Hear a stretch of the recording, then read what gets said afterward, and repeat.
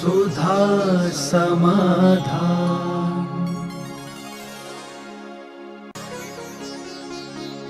नमोस्तु गुरुदेव। हम आरती में बोलते हैं कि सोने का दीपक कपूर की बाती, जबकि ना तो सोने का दीपक होता है ना कपूर की बाती होती है। ऐसे में हमें क्या दोष लगता है? बहुत अच्छी बात की। हम आप लोग चौकों में जाते हैं तो आप लोग क्या कहते हो? चंदन चौकी बिछाई, मोतियन के चौक पुराई। ये तुम भजन गाते हो और वहाँ देखते हैं तो वो तो रंग पिलाई की चौकी है और बोल कह रहा है चंदन चौकी, और मोती नहीं है वहाँ, तो कलर का चौक पुरा हुआ है। तो ये भावनाएं कहलाती हैं, क्योंकि भावनाओं के अनुसार वो कार्य करता है। भावना उसकी वही है। ऐसे ही जैसे अभी शिलान्यास हुआ ना, कौन सी ईंट ली आपने? सोने की ईंट। और थी काहे की? मिट्टी की ईंट। कितना सफ़ेद झूठ बोला। और रसीद भी काहे की कटी? सोने की ईंट की। हमने कहा था ना 100 साल बाद कोई रसीद देखेगा, अरे भैया जब पारसनाथ धाम बना था सोने की ईंटें लगाई थी लोगों ने, सोने की ईंटें। हमें रसीद मिली स्वर्ण ईंट। तो ये भक्ति और भावना में रहता है। यदि ये सब नहीं कहा जाए तो वो अपने मुंह से ये नहीं बोल सकता है। तुम माँ हो, कितना भी गरीब बेटा हो, कितना भी गरीब बेटा हो, उसका बाप गरीब हो, माँ जब बेटे को गोदी में उठाती है तो राजा बेटा ही कहती है। इसको झूठ में लूं या महानता में लूं? कितना भी कैसे वो बेटे को उठाएगी तो क्या कहेगी? राजा बेटा। तो ये सभ्यता कहलाती है, इसमें झूठ का दोष नहीं लगता है। नमोस्तु गुरुदेव। वर्तमान आयु की उदीर्णा पूर्व में बंधे कर्म के कारण होती है? बंधे कर्म के कारण तो नहीं होती है। कर्म के कारण, कर्म के उदय के बाद जो निमित्त मिलते हैं, और उन निमित्तों से जब व्यक्ति प्रभावित होता है, उन निमित्तों का जब उपयोग करता है, उस समय आयु कर्म की उदीर्णा होती है। जैसे क्रोध नाम कर्म का उदय आया, तो उस नाम कर क्रोध कर्म के उदय से उदीर्णा नहीं होगी। क्रोध करने के बाद जो वो गुस्सा करेगा, संक्लेश करेगा, उस समय आयु कर्म की उदीर्णा है। यानी भाव कर्म से, द्रव्य कर्म से किसी भी कर्म की उदीर्णा नहीं होती। भाव कर्म जो है उससे कर्मों की उदीर्णा होती है, ऐसा माना जाए। नमोस्तु गुरुदेव। हम लोग पूजा के बाद महाअर्घ में स्थानों के नाम लेते हैं, इसके पीछे क्या आशय होता है? एक प्रकार के अपना एक परिचय है,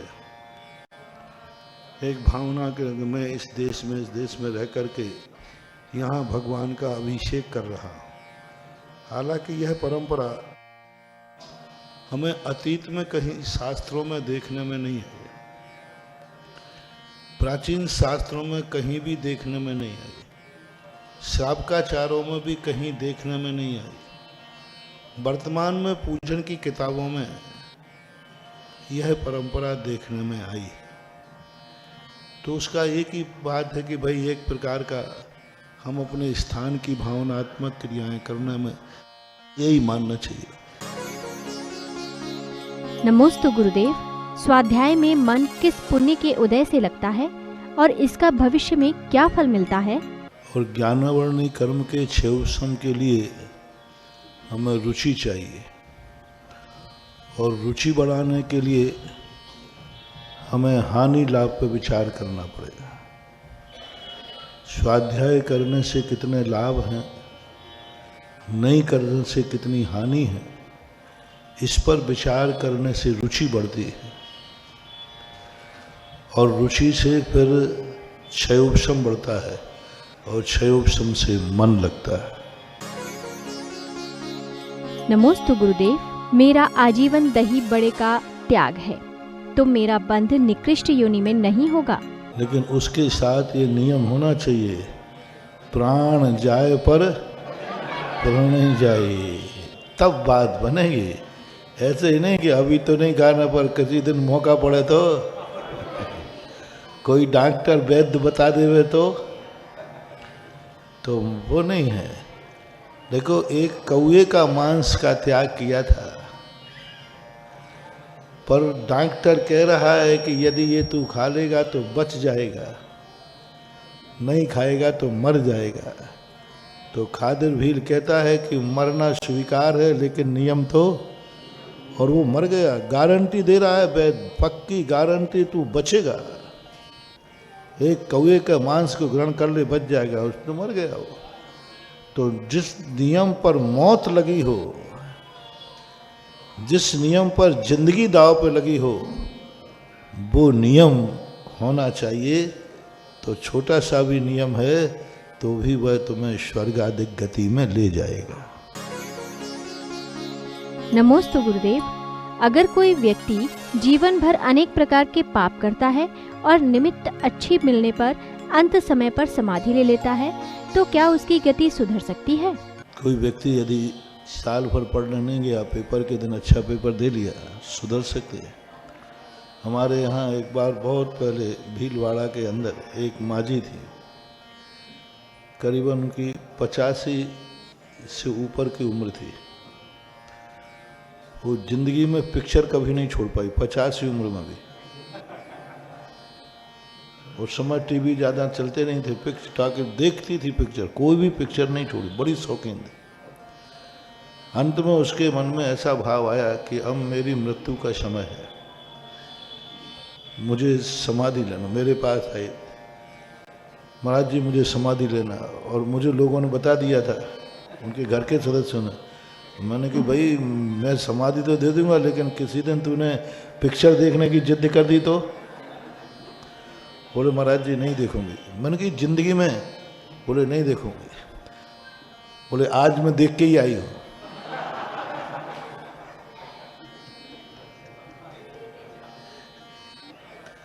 और पर मैंने दृढ़ विश्वास देकर के उसको चुल्ली का दीक्षा दी, और ऐसी समाधि हुई, ऐसी समाधि हुई, अच्छे अच्छे जीवन भर के त्यागियों की समाधि नहीं हुई। निर्विकल्प होकर के, शांत चित्त होकर के, पूरे करीबन 1 महीने के लगभग लग गया समाधि में, लेकिन बहुत गजब की, इतने शांत परिणाम, कुछ नहीं, कोई आकुलता नहीं, कोई व्याकुलता नहीं, कोई संक्लेश नहीं। धीरे धीरे अंत में 2 दिन के लिए अन्न जल का भी त्याग किया, और बिल्कुल शांत चित्त होकर के उनकी समाधि हुई। ये गुड लक, देखो उनकी कैसी स्थिति। तो हो जाता है, ऐसी बात नहीं है, लेकिन ऐसी के लिए इंतजार नहीं करना, नहीं तो सबको अंत में तो हम सुधार लेंगे। ये तो अंधे को चौराहे पर यदि मणि मिल जाए तो सभी आंखों वाले धंधा छोड़कर चौराहे पे मणि ढूंढने में न बैठ जाए। ये काकतारी न्याय कहलाता है। बहुतायत तो उन्हीं का कल्याण होता है जो भव भवांतरों से अपने जीवन को संस्कारित करते हैं। नमोस्तु गुरुदेव। क्या को एजुकेशन सही है? इसके 1 कोड़ा कोड़ी सागर वर्ष पहले ऋषभ देव ने अपने अवधिज्ञान से ये दुर्घटना जान ली थी। ऋषभ देव के समय इस प्रकार की परिणति उन्होंने अवधिज्ञान से जान लिया था। जो अपन बोल रहे हैं, जो अपन देख रहे हैं, उसका परिणाम स्वरूप उन्होंने एक बहुत बड़ी शिक्षा दी थी कि उन्होंने अपनी बेटियों को जब शिक्षा दी तो उस क्लास में अपने बेटों को नहीं बैठने दिया।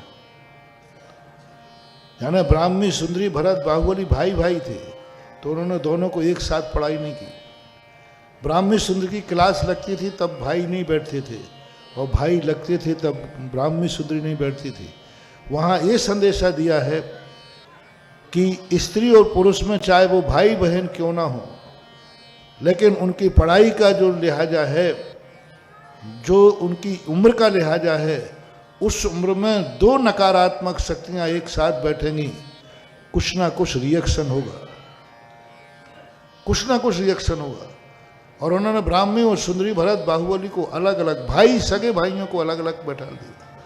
क्या संदेशा देना चाहते थे कि और उन्होंने स्वयं पढ़ाया।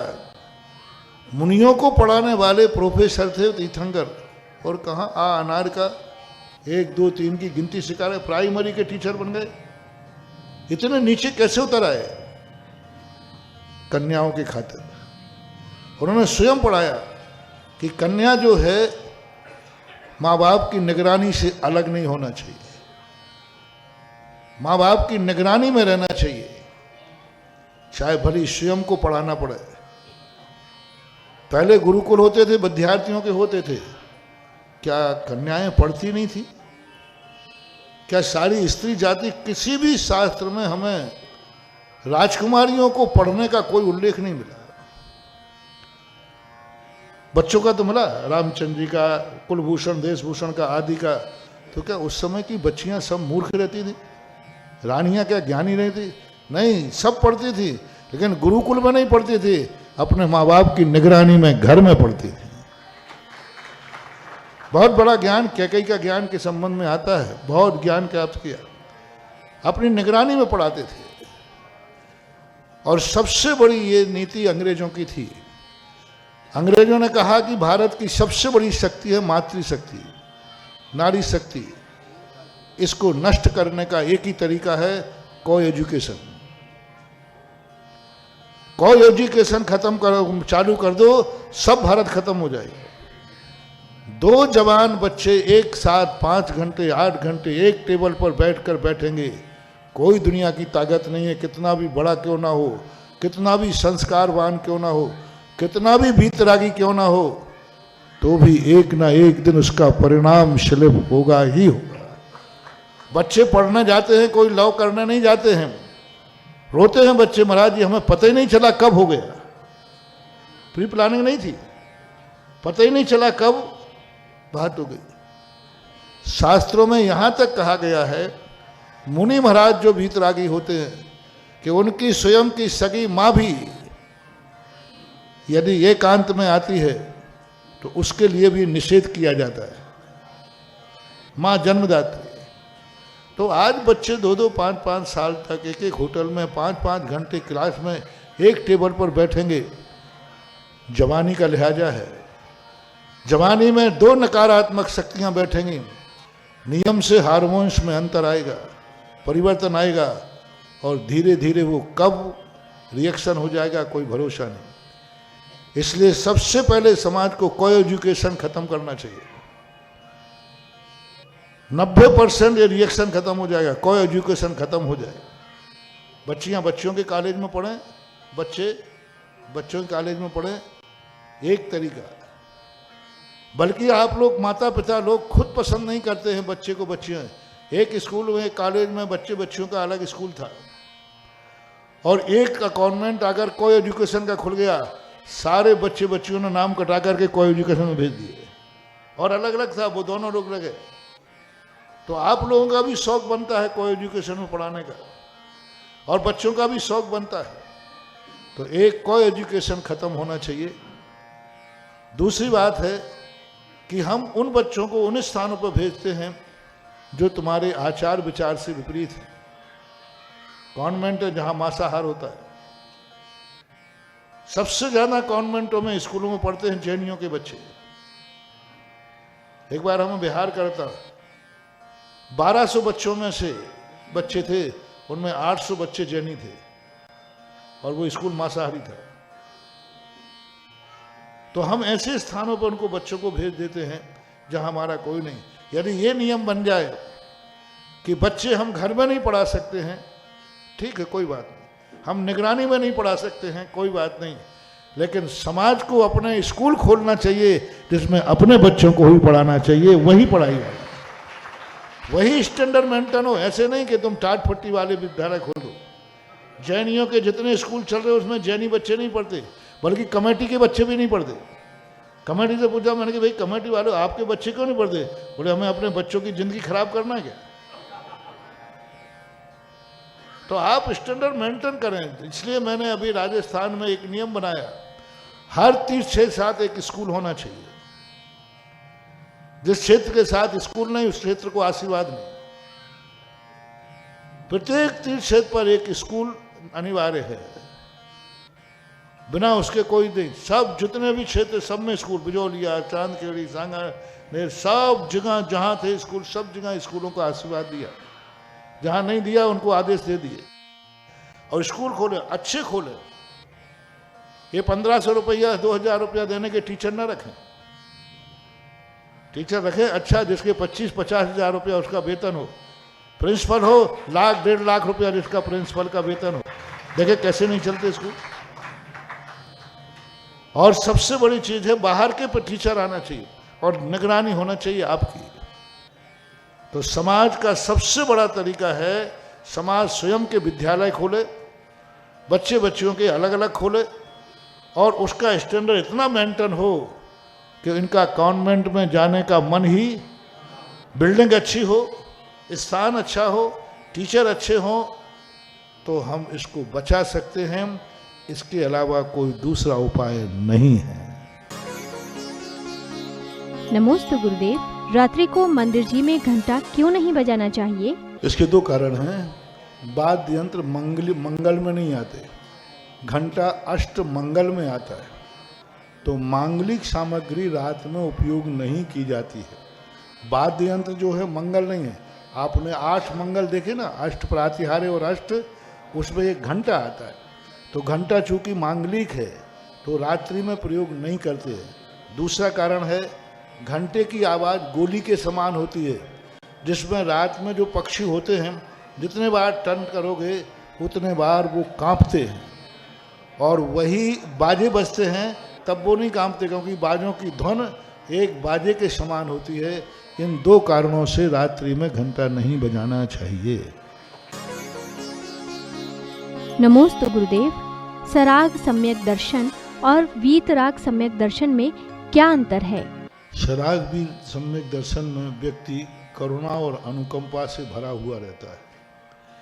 वीतराग सम्यक दर्शन में व्यक्ति आत्मा की तरफ, स्वयं चतुष्टय की तरफ जाता है। प्रसम, संवेग, अनुकंपा, आस्तिक, ये जो लक्षण है सराग सम्यक दृष्टि के। वीतराग सम्यक दृष्टि इन सारे विकल्पों से दूर होकर के अपने आत्मस्थ हो जाता है, आत्मानुभव में चला जाता है। वो वीतराग सम्यक दर्शन है। आज वर्तमान में 6ठे गुण स्थान तक सराग सम्यक दर्शन ही होता है, उससे ऊपर वीतराग सम्यक दर्शन होता है। सुधा समाधा